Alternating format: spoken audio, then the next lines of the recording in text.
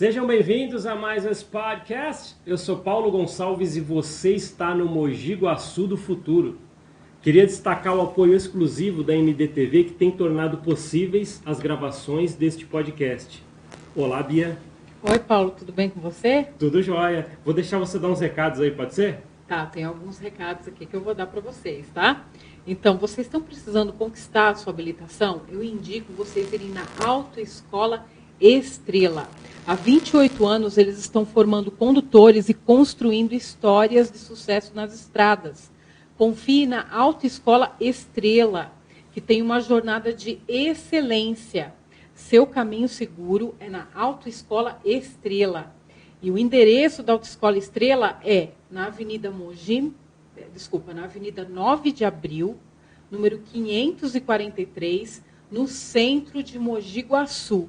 E tem também o telefone WhatsApp, que é 19 98783 4645. Repetindo, 19 98783 4645. Autoescola Estrela e Mogi Guaçu do Futuro, uma parceria de sucesso. E você está precisando de assistência técnica para o seu celular? Eu indico a Oficina do Celular. Lá você vai encontrar assistência técnica especializada para o conserto do seu celular e toda a manutenção necessária. Além disso, eles trabalham com os melhores acessórios do mercado.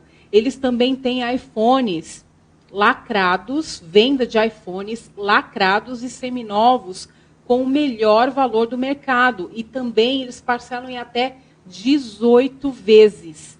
A Oficina do Celular fica na rua Apolinário, número 144, no centro de Mogi Guaçu. Também eles têm o telefone WhatsApp, que é 19 3569 7914. Repetindo, 19 3569 7914. A Oficina do Celular e Mogi Guaçu do Futuro é uma parceria de sucesso. E você, agora que você quer um rolê na cidade de Mogi Guaçu de tradição aqui, Profeta Pub. O endereço é na rua Vereador João da Rocha Franco, número 39, no centro de Mogi Guaçu. Eles também têm um Instagram para contato, que é @oprofetapub. Repetindo, Instagram, @oprofetapub. O Profeta Pub e Mogi Guaçu do Futuro, uma parceria de sucesso. Agora, um lugar para diversão com os amigos, com a família, regada a rock and roll, Choperia Tradição. A Choperia Tradição fica na rua Professor Luiz Gonzaga de Campos, número 31, Jardim Casagrande, Mogi Guaçu. Vocês podem também chamar no WhatsApp, que é 19 99730 1815. Repetindo, 19 99730 1815. Choperia Tradição e Mogi Guaçu do Futuro é uma parceria de sucesso. E você está precisando de uma manutenção no seu computador, no seu notebook? Eu indico vocês irem na SOS Computadores. A SOS Computadores trabalha com assistência técnica especializada em notebooks, computadores, celulares e até venda de peças. A SOS Computadores também trabalha com acessórios e periféricos de informática. E se você precisar de reparo de placa-mãe, lá é o lugar certo. E lembrando, o pagamento é super facilitado. A SOS Computadores fica na Avenida Mogi Mirim, número 1168, no bairro Areião, em Mogi Guaçu. Vocês podem também chamá-los no WhatsApp, que é 19 3831 3749. Repetindo, 19 3831 3749. SOS Computadores e Mogi Guaçu do Futuro é uma parceria de sucesso. Dado o recado, Bia? Dado o recado, Paulo. Então tá bom.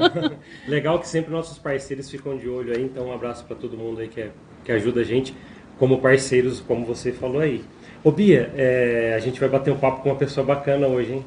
Eu tô animada. Eu acho que tem umas histórias boas para contar pra gente. Sim, nossa, eu tô bem animada. Conta pra gente, Bia, quem que a gente vai conversar aqui hoje? A gente vai falar hoje com o Dr. Nora. Fala, doutor Nora, tudo bem? Tudo bem. Obrigado, primeiramente. Estou bem honrado de estar aqui. Obrigado pelo convite, Bia, o Paulo, né? Agradecemos. Era para estar aqui já outra vez, né? Não deu certo, mas tudo tem um momento certo, né? Certo. Eu estou muito honrado. Obrigado pelo convite, tá bom? Espero que a gente possa bater um papo legal aqui e ser bem produtivo. Legal. Esse papo descontraído é legal, doutor, porque assim, você é uma pessoa marcada nas redes sociais, uma pessoa, né, na cidade aí com uma certa relevância, e a gente vê isso.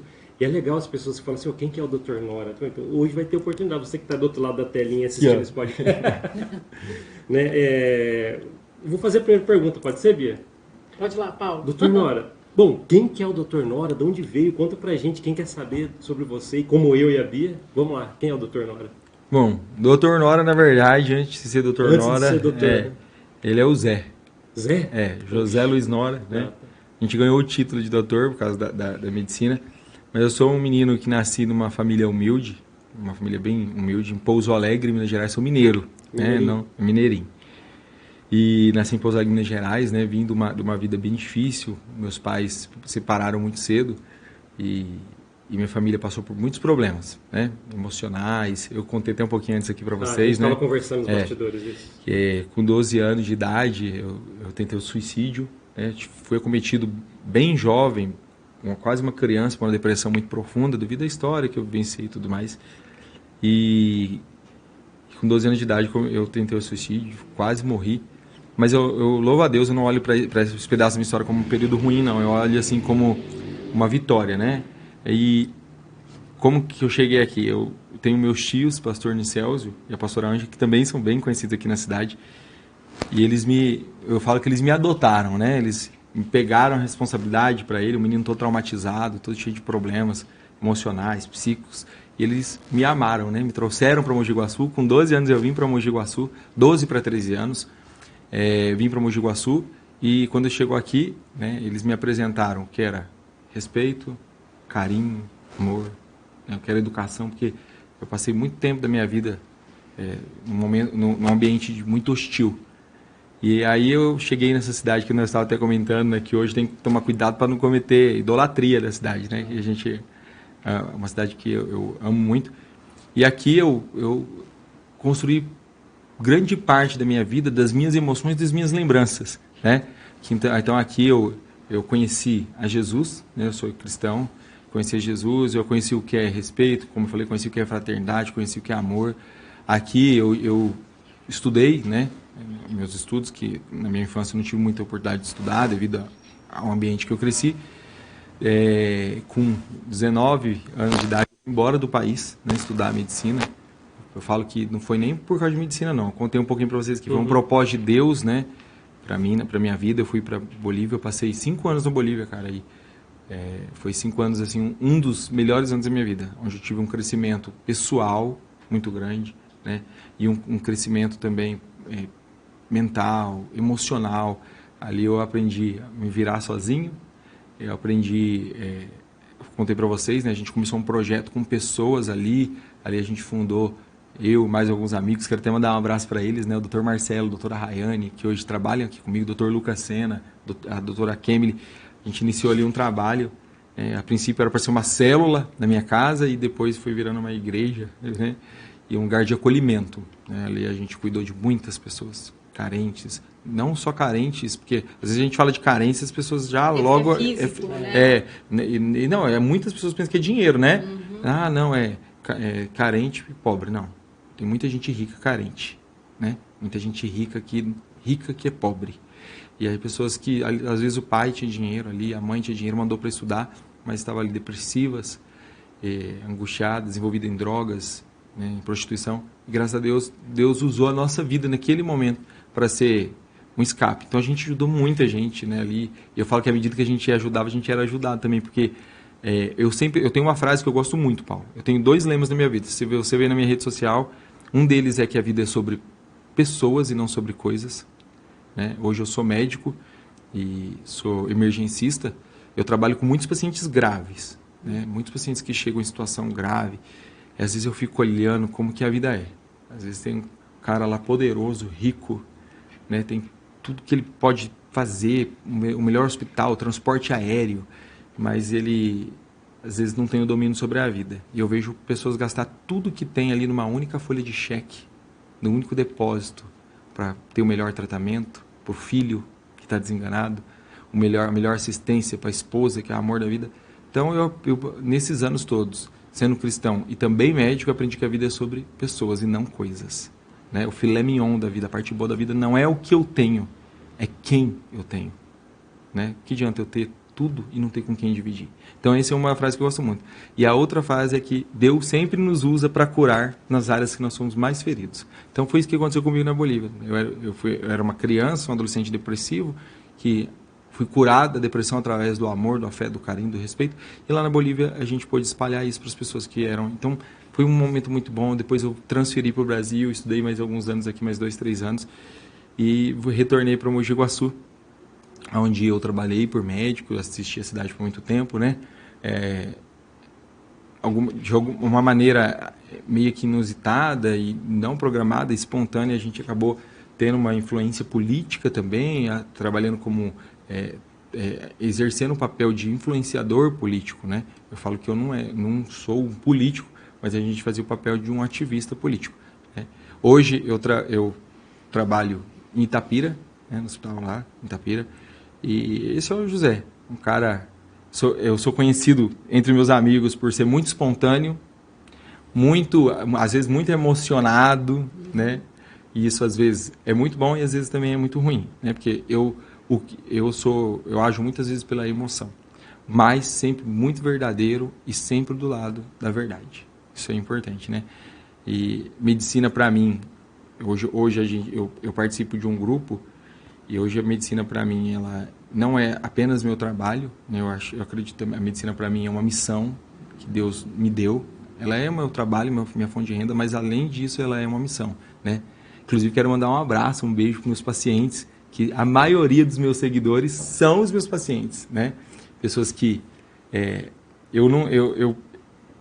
assim, até dentro da medicina existe uma certa restrição quanto a isso, mas eu tenho ligação afetiva com meus pacientes.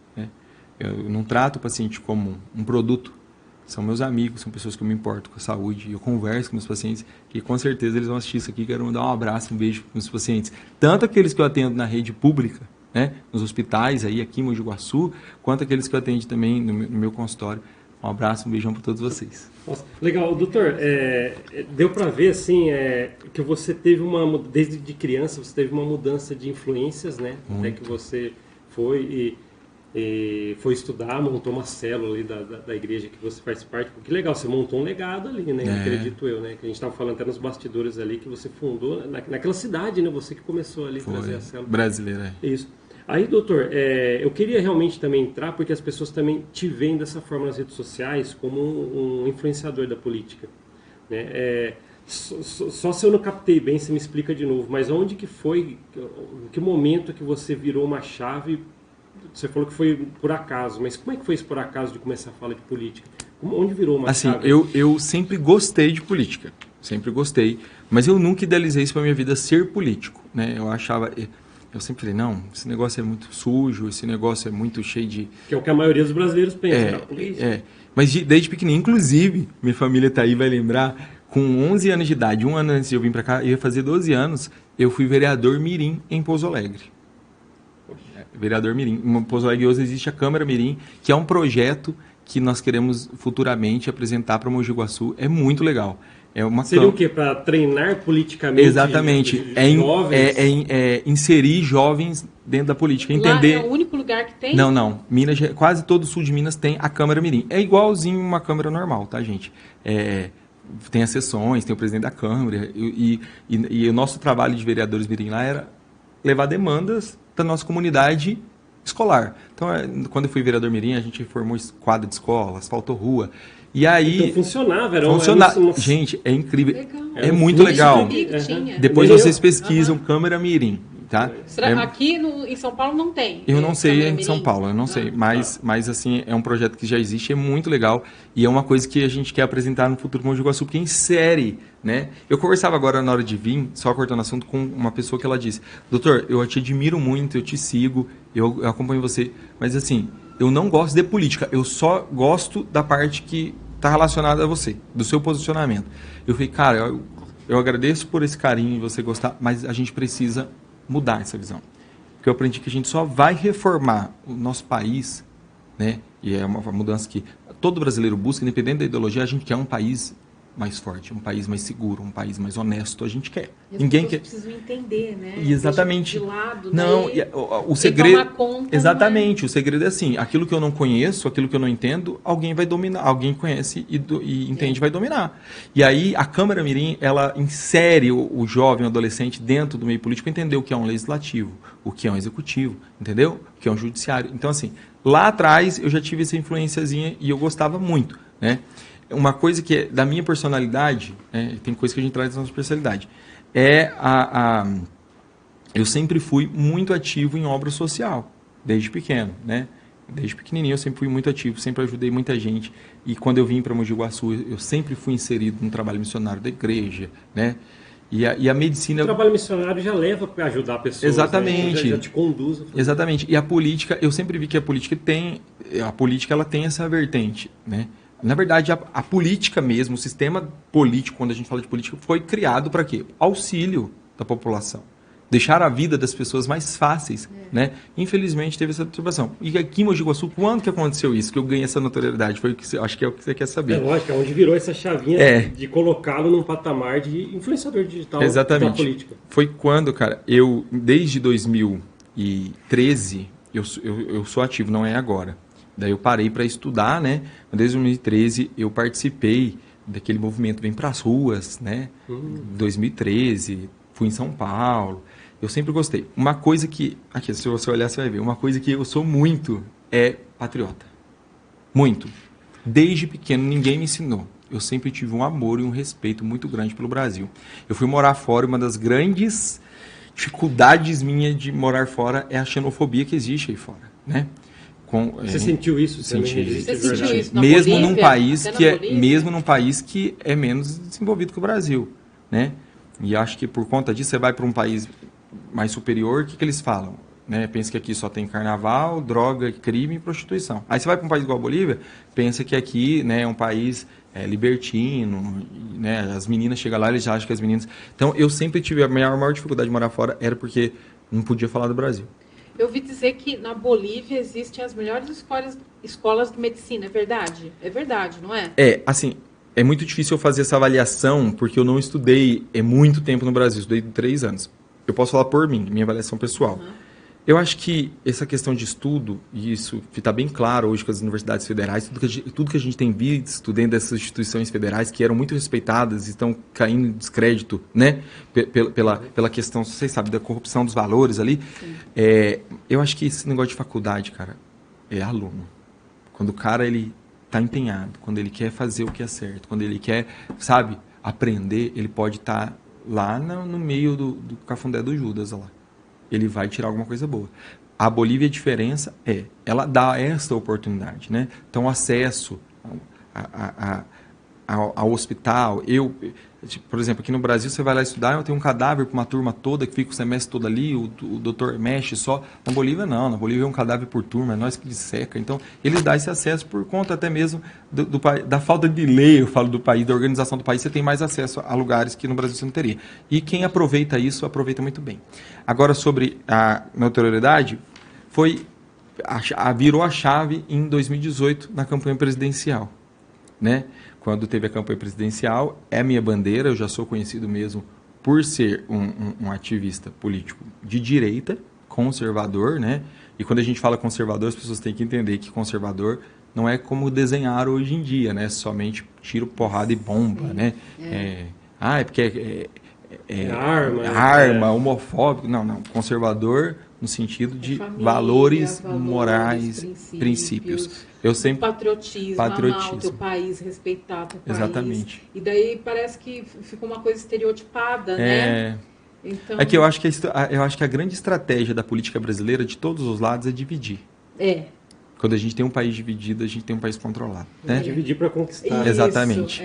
E aí foi na campanha do Jair Bolsonaro, né, que eu me dediquei bastante ali. E engraçado que eu acompanhava o Bolsonaro desde 2013. Antes dele, ninguém conhecia ele, eu já acompanhava, eu já publicava os vídeos dele, isso está na minha rede social.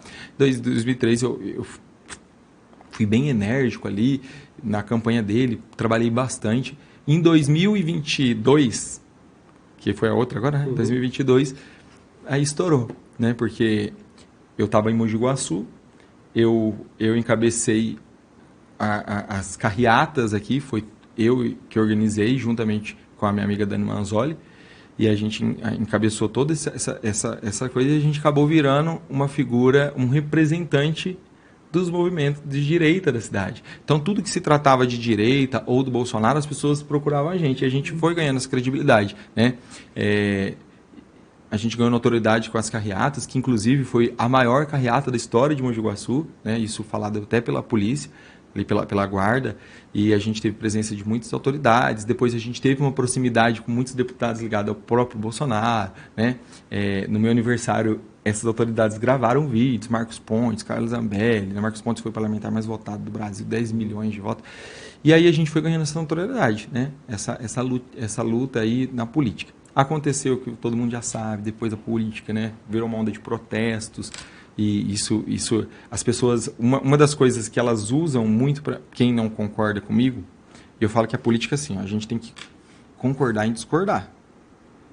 Entendeu? Eu tenho que concordar de você não concordar comigo. Porque aí eu estou falando de democracia, estou falando de respeito. Agora, tem coisas que passam do ambiente democrático e viram ofensa, viram baixaria, né? E eu estou bem especializado nisso nos últimos dias, viu? Por esse posicionamento, você sente isso na pele? Não, ataques, mas menino do céu... Estou usando a palavra ataques, mas é o que você quis dizer aí. Exatamente. Hoje, é público, tá?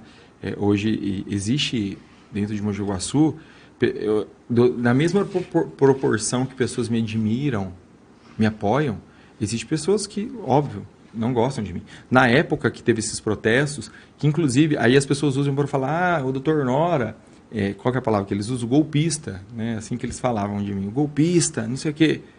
Porque eu estive junto com eles, não como organizador, como muitos colocam, mas estive junto com eles, num protesto democrático, pacífico e ordeiro. Eu acho muito errado quando as pessoas pegam o que aconteceu no dia 8 de janeiro, em Brasília, e colocam aquilo como a verdade do que aconteceu no país. Teve quebradeira lá? Teve crime? Teve. E quem fez, e quem quebrou, e quem cometeu crime tem que pagar por isso. Né? Quem fez tem que ser subsidiado. Agora, responsabilizar o país, e foi isso que eles quiseram fazer depois disso, um caça-bruxas. Um caça-bruxas. E eu nunca aceitei isso, nunca baixei a cabeça, entendeu? Nunca baixei a cabeça por isso, nunca tive medo, nunca apaguei um vídeo de rede social meu. Eu estive no TG, na frente ali do TG, e não tenho vergonha nenhuma disso. Estive ali sempre com a minha bandeira do Brasil, com a minha camisa, respeitando todo mundo, nunca quebrei um prato, um copo, nunca agredi ninguém, e estava ali em defesa inclusive, ao invés do que eles falam, estava ali em defesa do Estado Democrático de Direito, de eleições limpas, né? E protestar. E eu vivendo num país que eu falo que é democrático, eu falo que a maior prova de uma democracia forte é a liberdade de expressão. Não existe. A coluna vertebral de uma democracia é a liberdade de expressão, né? Então, eu estava ali protestando também, e eu tenho o direito de protestar contra qualquer governo, sem desrespeitar, óbvio, a Constituição. E aí, nesses protestos, nós ganhamos muito mais notoriedade, porque e aí a gente foi atacado por pessoas que não concordavam com a gente, e está tudo bem, isso é democracia, contanto que não atravessem a linha do respeito, né? E isso está acontecendo agora, depois eu acho que a gente vai poder falar disso, mas isso tem acontecido muito comigo. Inclusive, ontem eu estive na Polícia Civil, né, já é a terceira vez, registrando boletim de ocorrência de ataques à minha pessoa, à minha família, à minha moral. Doutor, quando você usa a palavra ataque, só para o pessoal que está assistindo a gente, o que seria o ataque mais dolorido? Alguém falar alguma coisa? Ó, eu vou te dar um exemplo. Vou te dar entender. exemplo. Existe, hoje, é assim, ó, tudo que é verdade, tudo que é honesto, é verdade. Vou pôr a verdade. É transparente. Se eu estou falando uma verdade sobre você, eu não preciso usar um perfil fake. Eu não preciso... Eu acho que, assim, a responsabilidade sobre aquilo que eu falo é muito importante. Eu estou aqui falando agora, está gravado e vocês vão publicar. Eu tenho que ter responsabilidade sobre a minha fala. Então eu não posso vir aqui com uma máscara, eu não posso vir com raio... Vocês iam aceitar eu usando uma máscara e não mostrando minha identidade? Não, tem que mostrar o Com doutor raio-x, Nora, com um RG falso? Hoje existem grupos criados, eu nem queria dar essa divulgação para esse tipo de gente, né? Mas já que nós estamos falando sobre... Hoje existem grupos criados por fakes, aqui dentro de Mogi Guaçu, que dedicam 24 horas para falar de mim. Mas é 24 horas mesmo, é de manhã, de tarde, de noite, de madrugada. E eles vão colocando pessoas que não sabem nada agregando nesse grupo. E o intuito desse grupo é falar mal de mim. Mas não é só mal, porque eu falei, quando falam de mim, doutor Nora é golpista, doutor Nora é isso. Não. Agora eles passaram desse ambiente político, dessa coisa saudável, para o âmbito criminoso, tá? É um âmbito criminoso. Então, eles expõem dados pessoais. Por exemplo, vocês souberam, eu não sei se eu soube que eu sofri um acidente de carro há um mês atrás. Isso, já ia até perguntar isso, se você estava... Como foi, se você quisesse falar sobre isso. Eu vou falar. Eu sofri um acidente de carro, né? Eu fui para Minas Gerais, a minha avó tinha falecido. Quando você ia vir a última vez aqui até, a gente teve que remarcar. A minha avó faleceu e eu cuidava da minha avó já há 1 ano e meio, como médico e como também eu me abalei muito e fui para lá, fiquei 1 semana lá.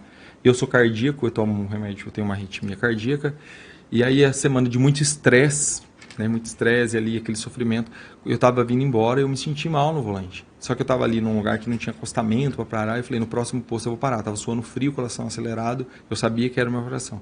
Eu falei, no próximo posto eu vou parar, mas não deu tempo. Eu acordei e já estava com o bombeiro lá e tudo mais. Graças a Deus, foi um acidente bem feio ali, quem viu as fotos, né? Inclusive saiu nos jornais que eu havia morrido, que eu estava entubado, mas graças a Deus eu só fraturei 2 costelas, né? E estou bem, graças a Deus, Deus foi muito bom. E aí, cara, observe como que é uma baixaria o que fazem. Saíram divulgando que eu forjei um acidente. Quem que bate 100 km atrás de um caminhão para forjar um acidente? Com risco de morrer, para aparecer. Divulgaram que era mentira, que era, entendeu? E divulgaram placa do meu carro, e aí divulgaram Renavan, divulgaram documentos do meu carro pessoal, pessoas que têm acesso a esse tipo de informação, divulgaram, olha, que absurdo, o doutor Nora com o IPVA do carro atrasado. E aí? Quem nunca atrasou um IPVA aqui? É crime atrasar IPVA? É ilegal? É imoral? Mas eles se apegam nessas coisinhas, né? E o pior de tudo, não usam a sua imagem nem os seus números, que a gente já consultou, já existe uma investigação, não posso nem falar sobre isso, mas não usam. Então ficam usando e colocando. Agora, ontem, olha para você ver que baixaria. Ontem divulgaram uma carta aberta no meu nome, como se fosse eu. Eu tenho print, eu não estou no grupo por orientação dos meus advogados, mas eu tenho print aqui. E mandaram o print e eles falando, olha, eu sou o doutor Nora e eu fui expulso dessa cidade por ser homossexual e não posso trabalhar na cidade porque eu sou homossexual, não sei o que, como se eu tivesse falado. Você sabe quem faz essas pessoas? Quem está fazendo essas coisas? São essas pessoas? Eu sei. Você sabe? Uhum. E não tem como você, sei lá, acionar a justiça? Eu já acionei. É que assim, é que eu sei, mas eu não tenho a prova. Quem vai fornecer isso é a polícia, né? Mas eu sei, entendeu? Mas você vai printando, né? Vou printando, as pessoas também me mandam. E aí é assim, ele é homossexual. Bom, se eu fosse, o que eles têm a ver com isso? E se eu fosse, quem é eles para divulgar alguma coisa no meu nome? Falando que eu falei. E criam um ambiente ruim dentro do meu trabalho, sabe? Falam coisas dos meus colegas de trabalho. Que reflete nas pessoas à sua volta. Não. E minha família divulga nome de familiar meu, fala sobre igreja, sabe? Realmente é lamentável que pessoas que querem falar de política ou querem fazer política, vá para este tipo de caminho. É isso que a gente... É isso, e vou te falar mais. As pessoas chegam para mim e dizem, doutor, você não precisa disso. Você estudou tanto, você sofreu para chegar onde você chegou, você se tornou um médico. Graças a Deus, gente, graças a Deus eu me tornei um médico de sucesso. Meus pacientes gostam de mim, minhas condutas são assertivas. Graças a Deus, eu dou toda a glória para Deus. Eu faço o meu trabalho bem feito, eu tenho orgulho disso. E faço com amor. E as pessoas dizem, você não precisa disso. Isso é muito sujo, você acha que você vai conseguir mudar isso sozinho? Olha o que estão fazendo com você, olha o que estão te atacando, atacam você, atacam a sua família, atacam a sua moral. Não precisa disso. Realmente eu não preciso. Mas alguém tem que fazer. Alguém tem que fazer. E quando essas pessoas elas me atacam desse jeito, elas, ao invés de me desanimar, elas me motivam a continuar. Eu falo, não, tem alguma coisa muito errada aí. Tem alguma coisa muito errada. É aí que eu te pergunto, então, doutor, como é que você lidar emocionalmente com esses ataques, essa palavra que você utilizou aí? Como é que você lidar com isso? É óbvio que é óbvio, não adianta eu vir dar uma de super-herói. Você falou que você, às vezes, até te dá mais força, isso, mas como emocionalmente você é lidar óbvio com que isso? às vezes me abate, porque me dá vontade de sair, de sair de mim, sabe? Falar e xingar e ir pro embate mesmo. Mas a gente respira um pouquinho, a gente lembra qual é a missão. E o meu pai sempre falava uma frase muito importante. Meu filho, ninguém chuta cachorro morto. Isso é verdade, essa frase Essa é real. frase é antiga. Que funciona. E também, para lidar com esse tipo de coisa, você tem que ter estratégia, né? Exatamente. Você não pode ser impulsivo, porque é isso que eles querem. Exatamente. A grande questão aí é porque essas pessoas me conhecem. A pessoa sabe quem eu sou. Me acompanham. Sabe dos meus pais. Gente, eu fui é a primeira vez na vida que eu fui na feira noturna em Mogi Guaçu, sexta passada. E eu tava andando, assim, e aí tinha uma moça com uma bandeja oferecendo amostrazinha de... Como é que chama aquilo lá? Licor. Amostra de licor de frutas. E ela oferecendo para provar, degustação. E eu peguei e experimentei uma amostrazinha de licor. A mesma quantidade que vem no bombom. Uma amostrazinha de licor. Sim, Experimentei. E eu falei para ela, nossa, tem álcool? Ela Eu falei, nossa, mas é gostoso. E pus de volta e saí. Vocês acreditam que 1 hora depois tinha um vídeo de eu experimentando essa amostra de licor em vários grupos com a frase Dr. Nora bêbado em feira noturna? É difícil. Esse que é o preço que se paga de ser uma pessoa pública. Gente do céu, mas Porque eu fiquei impressionado. As pessoas Eu me senti importante, eu não vou mentir. Eu falei, gente, será que eles estão me seguindo? Porque eu estava num lugar público, filmaram eu em 1 minuto experimentando. E é tão ilógico, é tão idiota, desculpa a palavra, é tão idiota um negócio desse, a situação, porque me acusar de estar bêbado com um licor de 20 ml... Ô, gente, essas pessoas, elas estão fazendo propaganda para mim, de uma maneira indireta, mas estão. Não tem acreditado? Falem bem ou falem mal, mas falem de mim. Eu tenho crescido nas redes sociais nas últimas semanas, assim, todos os dias eu ganho muitos seguidores, entendeu? E as pessoas que estão chegando sobre mim, algumas me procuram e dizem, olha, não conhecia você, mas estão falando tão mal de você...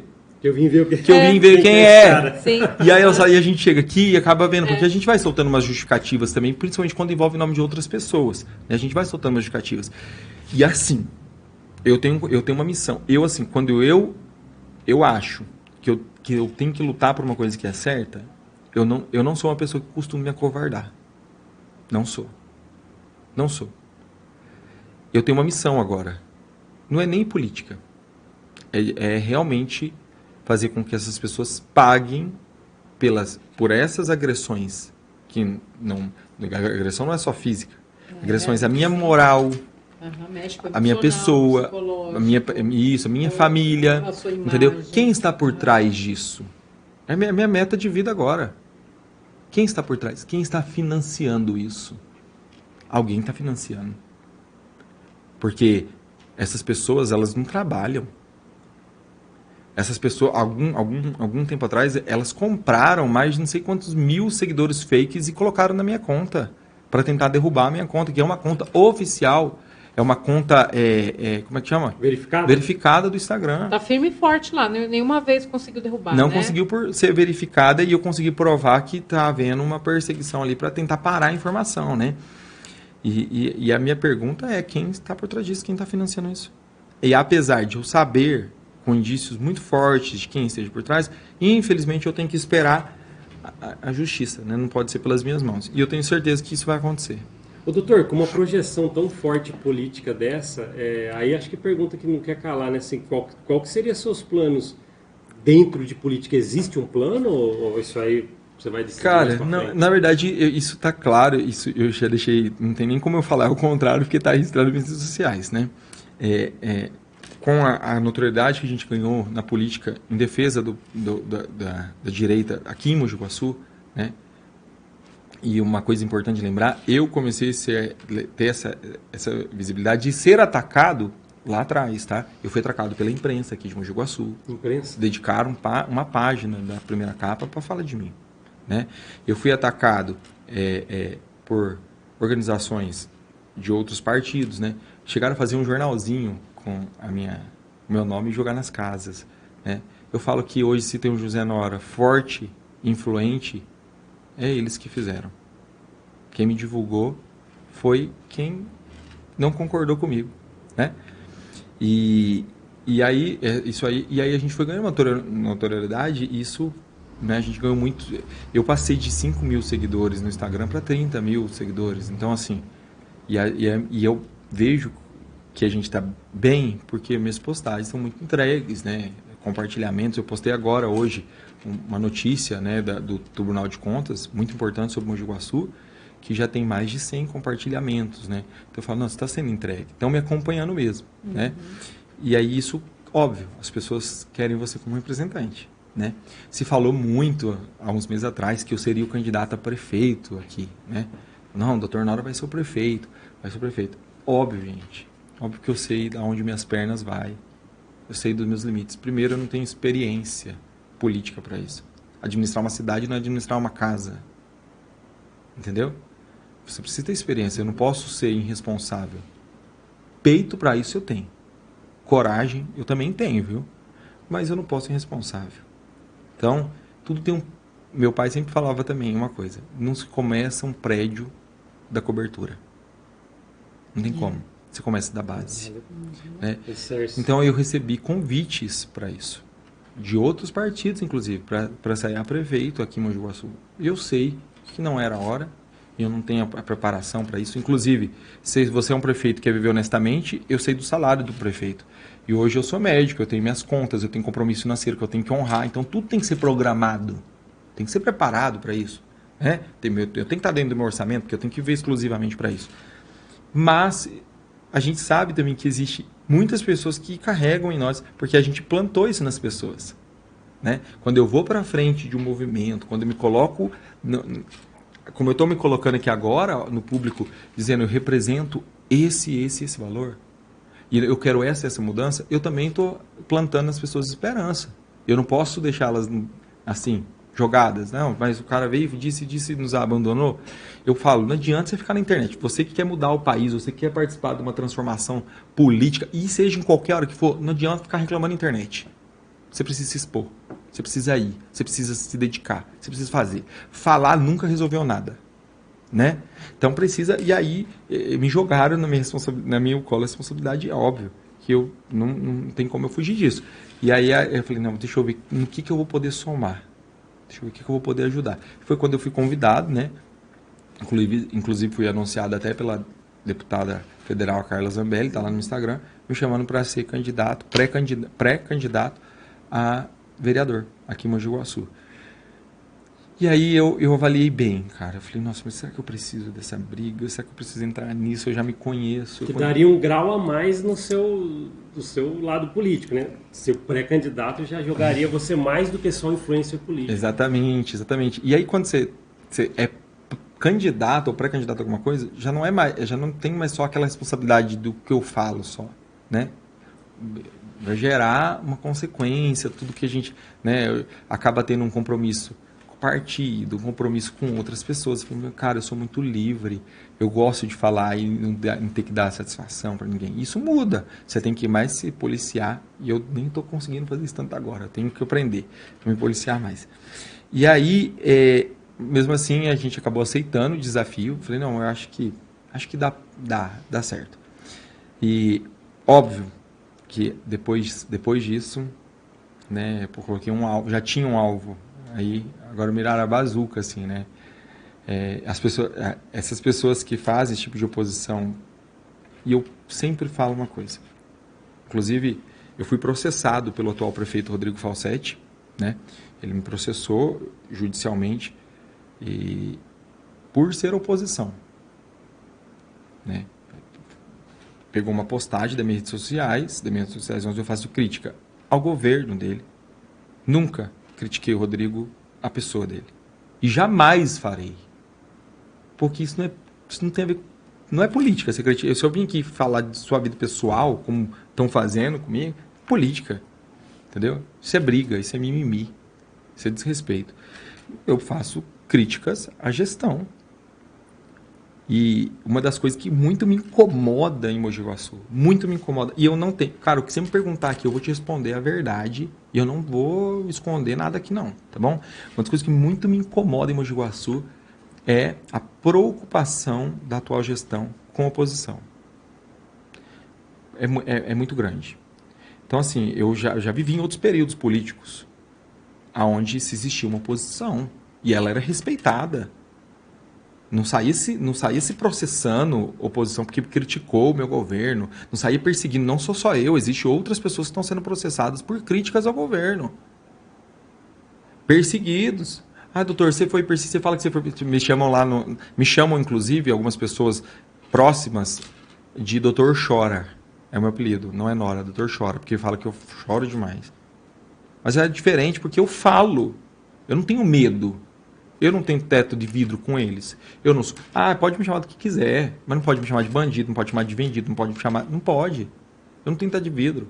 Então, eu sempre deixei claro nas minhas redes sociais a minha opinião política. A gente está vivendo momentos assim, bem estranhos, né? Porque hoje a gente não tem mais a liberdade que a gente pode falar, né? A gente tem, às vezes, até que tomar cuidado a respeito do que a gente pensa, porque a gente sabe que tem, né, pessoas, até inclusive, tem uma censura ali, né? Existe, a gente sabe que tem uma censura. Infelizmente. Né? No país inteiro, né? E é complicado até falar aqui, porque eu até tenho medo, né? Eu não sei. Mas assim... Inclusive, vocês são corajosos de me convidar, viu? Porque eu vou falar uma coisa para você. No momento que eu estou vivendo, inclusive outro podcast me convidou, e outro dia depois que divulgou, ligou desmarcando. Ó, eu sofri pressão de autoridades para não te levar.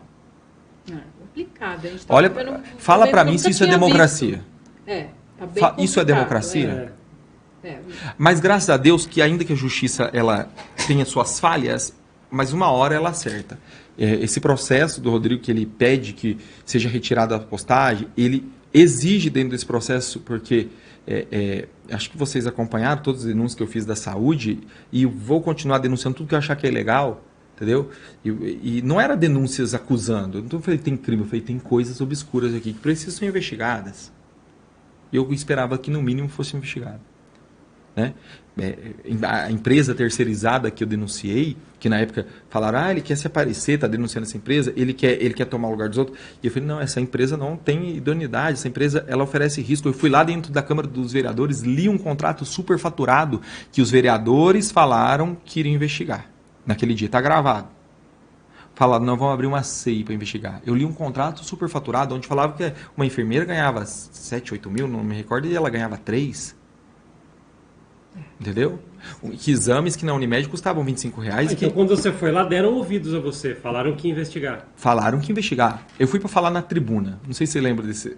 Eu vi alguma coisa sobre isso, foi assim, foi um dia... lotou de gente para me ouvir, e eu fui para falar na tribuna. Chegou lá, não deixaram eu falar, me levaram para uma sala. Só com os vereadores, e eu fui falar dessa empresa que era terceirizada, é ainda até hoje, essa empresa que era terceirizada, e eu fui falar dessa empresa.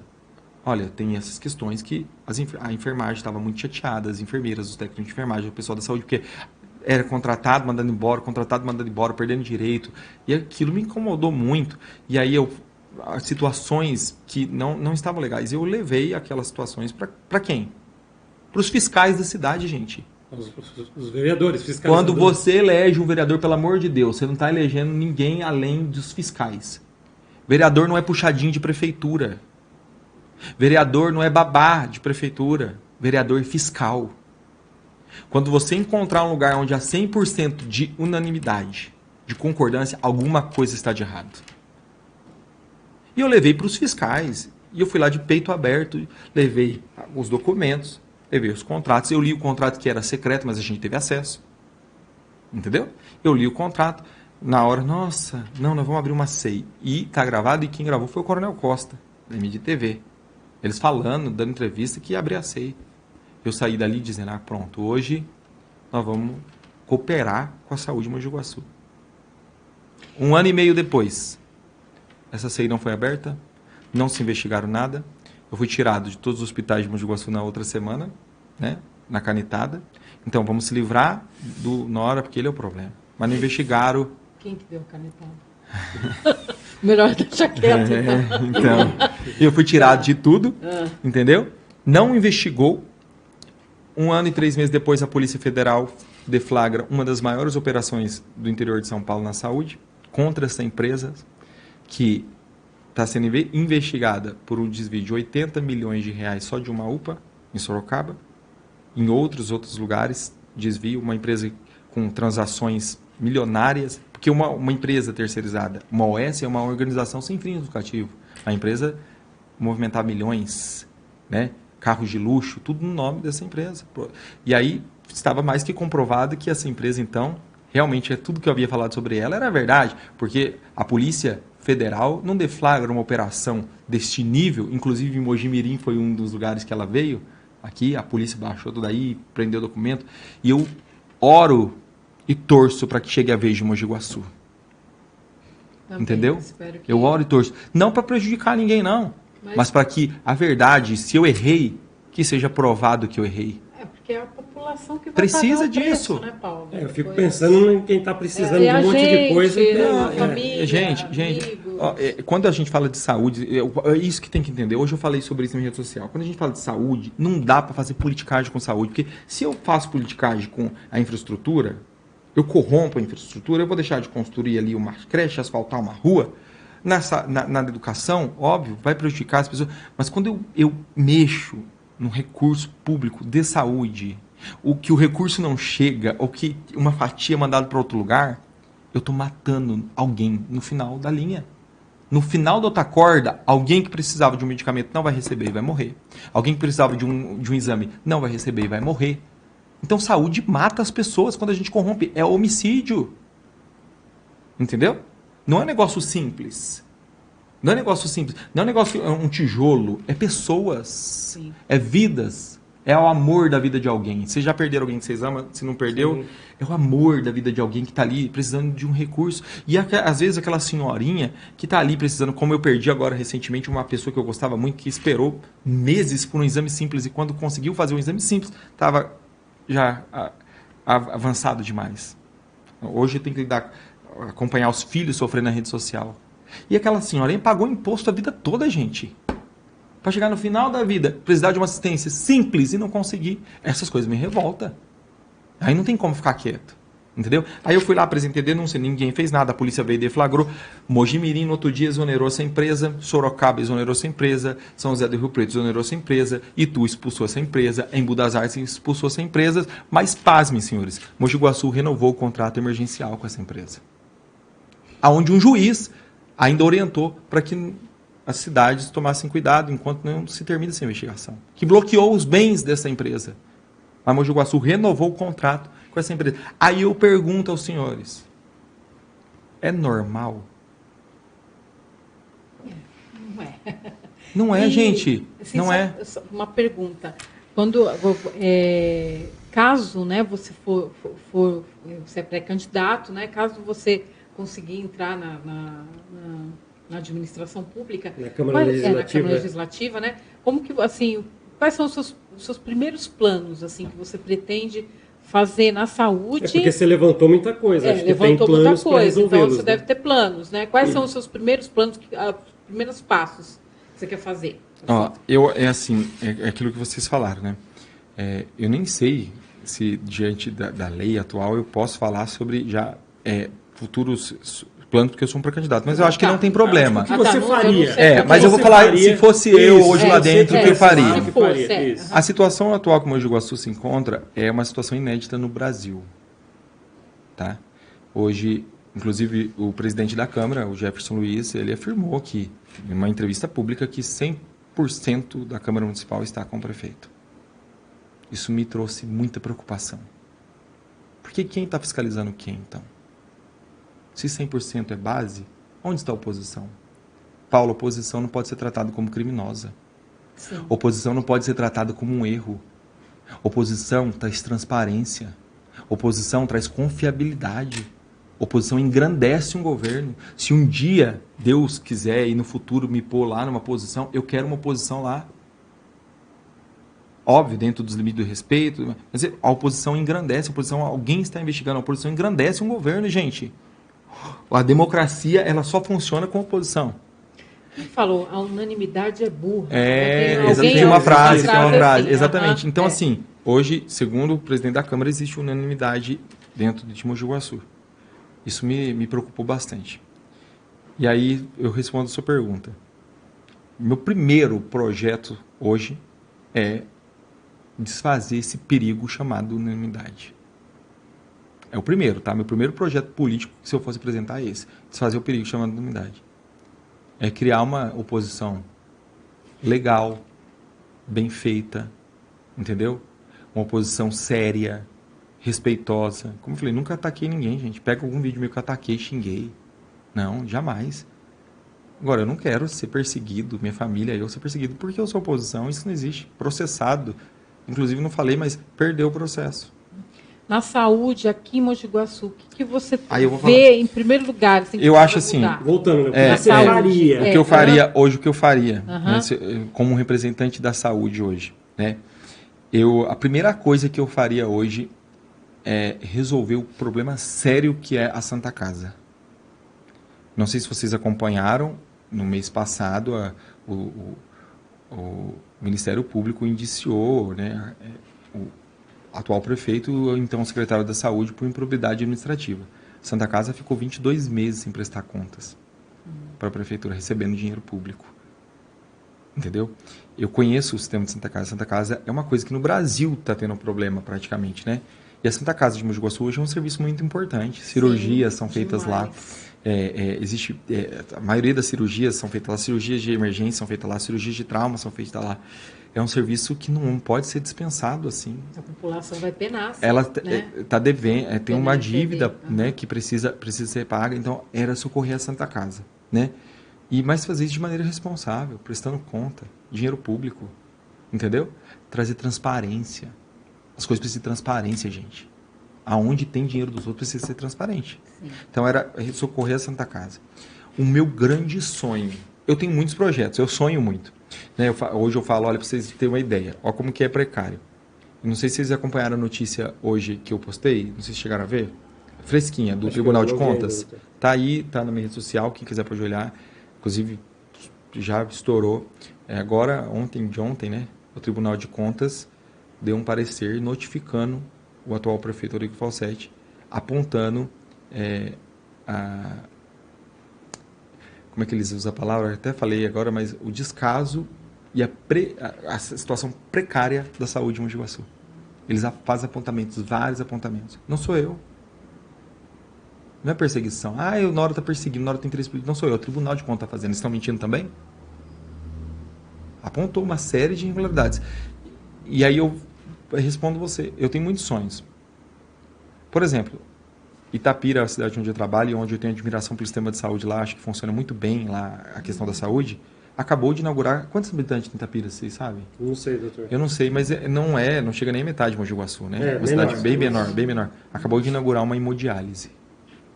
Olha. Linda, uma benção. Eu fiquei emocionado. Eu fui lá conhecer as máquinas novinhas. Agora o pessoal Aqui de Mogi Guaçu para- pode ir para lá. Exatamente, mas Mogi antes Guaçu ia não tudo pra tem hemodiálise. Campinas. Por quê, gente? Então, eu pensei que tinha Mogi Não Guaçu. tem. Vai pra Mogi Mirim, Não tem nem em particular. Só tem no São Francisco, eu acho. Ah, tá. Mas que é particular. Particular, não tem gente. acesso, Não é todo mundo. É. Mas por que uma cidade do nosso tamanho tem hemodiálise, não tem hemodiálise? E Itapira tem. Eu falei hoje, gente, eu acho lindo, eu não sou contra investir em infraestrutura. E eu também não sou leviano, eu sei que cada verba bem já é destinada para uma coisa, não sou bobo. Mas eu não estou falando de prioridade. Eu acho lindo uma praça, como foi gastar 2 milhões na capela para reformar, trocar pedra e pôr a ponte lá. Acho bonito, ficou bonita. Entendeu? Como vai ser gasto agora um empréstimo de 3 milhões e 700 mil para reformar o campo do TG. É bonito, mas é prioridade.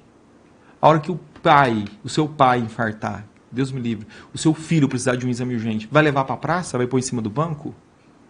A hora que precisar dialisar, fazer hemodiálise, os pacientes de Mogi Guaçu que saem viajam. Gente, já viu como que é triste diálise? A pessoa fica com um cano enfiado, um acesso calibroso enfiado, com risco de infecção. Tem que ir lá 3 vezes por semana, 2 vezes por semana, ficar naquela máquina, fica enjoado, passa mal, fica fraco, incha. Às vezes precisa de mais vezes durante a semana, mas não pode por causa da Exatamente. ocupação. Aí tem que enfrentar 30 minutos, 40 minutos, 1 hora dentro de uma van para essas pessoas. É horrível.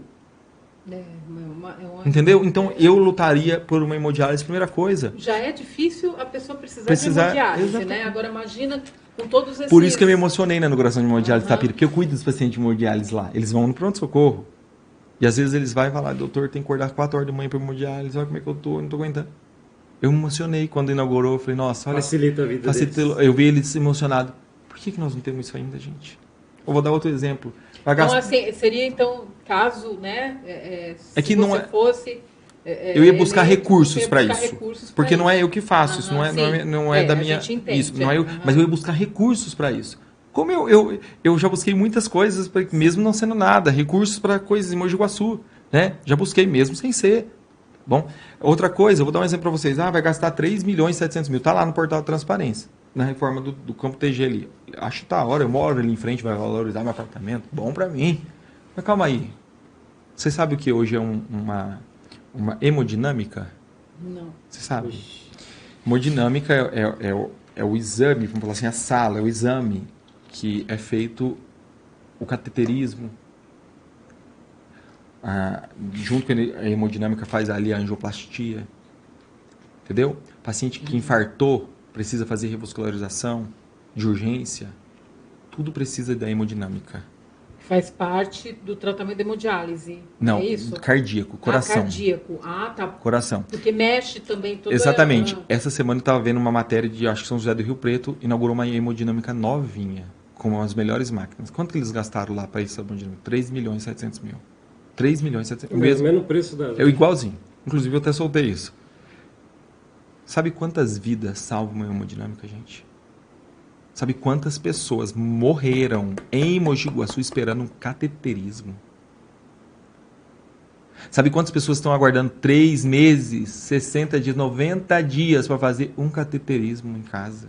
Estão aguardando, esperando vaga para ir para outras cidades. E às vezes reinfarta e morre. Entendeu? Isso para mim que fez um juramento de defender a qualidade de vida, sobretudo das pessoas. Saber que tem recurso no gasto para fazer alegorias, que eu disse, não sou contra, de volta a falar, não sou contra, contanto que áreas básicas estejam sendo assistidas. Entendeu? Áreas básicas tem que estar... Então, quando eu olho para esse tipo de coisa, isso me revolta, porque eu tenho pacientes que morreram aguardando cateterismo, que poderiam estar vivos hoje, sentados com a família em casa agora, jantando. Entendeu? Mas morreram. Por que nós não temos cateterismo, gente? Por que não temos hemodinâmica? Não é um valor alto, é o mesmo valor que vai gastar na reforma do TG. E como eu falei, não sou contra fazer uma pista skate, um lugar para caminhar, é bonito, acho legal. Mas aonde está o cuidado com a saúde de Mogi Guaçu, gente? O próprio Tribunal de Contas apontou, não sou eu, não adianta querer vir processar depois. Tá aí, documento do Tribunal, processo do Tribunal de Contas. Apontou que a saúde de Mogi Guaçu é precária. A gente teve momentos, pasmem, de não ter soro de 500 ml, de não ter dipirona. E quem usa o sistema de saúde de verdade, não estou falando quem vai operar em São Francisco, em 22 de outubro, não, porque a grande massa não tem. Isso aí. Quem usa o sistema sabe. Está faltando medicamento básico nas redes. Tem gente... Hoje eu recebo todos os dias, por ser médico, todos os dias na minha rede social um monte de coisa. Hoje eu recebi. Eu estou esperando um ultrassom de abdômen 3 meses. Estou esperando... Gente, um negócio que faz aqui, ó, em 3 minutos. Não era para ser assim. Doutor, deu para entender bastante o que você faria e seu posicionamento quanto a ajudar as pessoas nesse sentido, né? É legal que a gente falou com o Dr. Nora aqui agora e parece que a gente falou, sei lá, 20 minutos, já passou 1 hora, sabe? Inclusive, Dr. Nora, a gente queria prolongar mais, mas a gente tem nosso tempo aqui, queria agradecer demais, mas eu queria fazer mais uma coisa para pedir para você, que você olhasse naquela câmera e deixasse lá um minutinho de recado pro pessoal que vai estar te acompanhando. Opa! Bom, primeiramente, mais uma vez, eu quero agradecer vocês pela oportunidade. Já passou muito rápido. Nós que agradecemos. Eu queria falar mais, né? Mas eu quero dizer para todos vocês que me acompanham, pessoal, esses dias tem sido muito difícil, mas da mesma proporção tem sido muito gratificante. Que é muito gratificante a gente saber que por um lado, né, com todos esses ataques e tudo que a gente vem sofrendo, que vocês sabem, por outro lado tem as pessoas que estão orando por mim. Essa semana eu recebi ligação de pessoas importantes. E não é importante porque tem cargo, e não é importante porque tem nome, não. Importantes porque são pessoas de moral, pessoas que têm intimidade com Deus. E elas falaram para mim, doutor, segue firme porque a gente está aqui orando por você. Então eu quero agradecer o carinho que eu tenho recebido das pessoas. Eu tenho sido muito, muito amparado. Isso me motiva a continuar fazendo meu trabalho. Eu deixo claro aqui que em nenhum momento a minha ideia foi fazer guerra, fazer...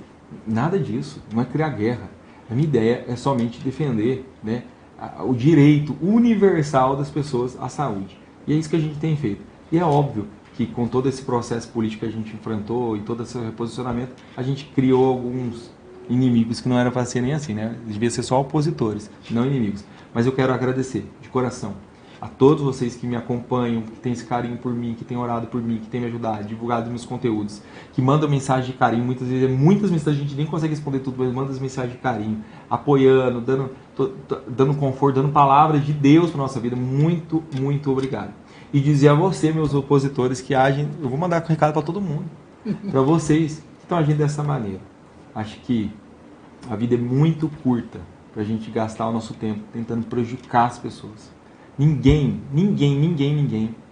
é ou vai ser político por muito tempo.